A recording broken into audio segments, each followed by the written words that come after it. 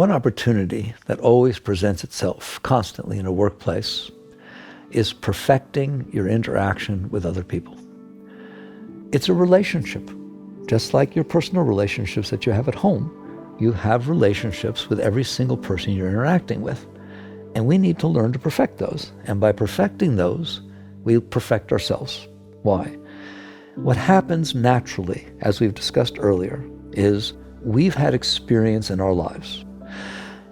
Those experiences have carved you. They've carved your sense of good and bad and what you like and what you don't like, what you're afraid of and what you desire, etc. These are not things you decided. They are things that your environment and your experiences left these impressions. These impressions got left on top of you. So now what happens is when you look out into the world, what you see is yourself. You know that. You've all heard that before. So you look outside because you're looking through the glasses of your own personal experiences. Everything looks that way. Well, that's not a good foundation for working with other people. And what you're going to find out is that you become very critical of other people. So if you're a boss, when you look at other people, you think that your employees, they should be doing things the way you thought, the way you do them.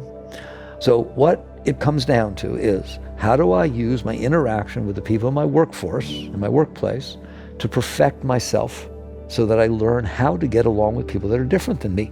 The beauty of when you go home, there's a handful of people, 1, 2, 3, your family. When you go to the workplace, there's lots of people. And so you get this tremendous opportunity to learn how to work with diversity. People are diverse. So how do I go about working with people? First, you start by neutralizing yourself. You realize that your view of how it should be done, what everything is just your view. So you try to listen to what other people are trying to say through their actions about how they would go about doing it. Now, I could give you a nice talk about how everybody has contribution, everybody has something to give, and just give them an opportunity. Let's say you're past that. And what you see is that things are not being done in a way that is constructive or ultimately efficient. You're the boss, you're somebody in a position, that's your responsibility to get things running as good as possible, as even, as smooth and effective as possible, efficient as possible. So how do I deal now with a person who's going about their business and it's not coming out that way? I look at it as an opportunity to perfect the universe. It is not something against the other person. I'm not criticizing the other person, even within myself. They're not doing anything wrong. The universe created them. They are the result of everything that caused them to be the way they are. Everything's that way. And I've now been put in a position where I can help to raise the universe, to help it run more smoothly, help it run better. So you start off with a constructive view that if something is not perfect in front of you, that's a good thing. That's an opportunity for you. It doesn't get you upset, doesn't make you frustrated, doesn't make you angry. Therefore, when you approach the other person, you're not putting them on a defensive point of view. If you cause defensiveness in another person, you've not done your job, because nobody does good based on defensive or fear. That is not a foundation for good work. So basically, you approach it from the point of view of that person is me, and I have these blockages, I have this inability to see something. How do I work with myself? How do I change this? And a lot of times you'll end up working with the person not even about the thing that you want to talk about. You start working at another level with the person and help them work through what issues they have that are causing them to be the way they are. And it becomes a friendship. It becomes a beautiful experience. You find that your entire interaction with every single person in your life is giving.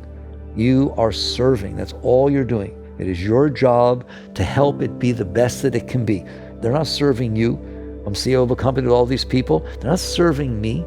I'm here to serve them. I'm here to help them be better. It reminds me of a conversation I had once in business with a very, very intelligent person. This was a very successful, brilliant person who had started companies of his own that got very big. And he was in a very high position in a company we had merged with. And he was brilliant. I mean, he was a genius. Genius in marketing, genius in business. But he was impossible to get along with. Whoever he worked with would walk away. Literally, I saw grown men cry, right? Because he was so smart that he would tear them to pieces. And I loved him. He was a beautiful being. And I remember one conversation I had with him, and we were peers. And I just said to him, you were given this brilliance to help people, not to destroy them. You should look at it as a tremendous gift that was given to you. And if you go and you approach other people that aren't as smart as you and you make them feel lowly and torn down, you're not using your gift properly.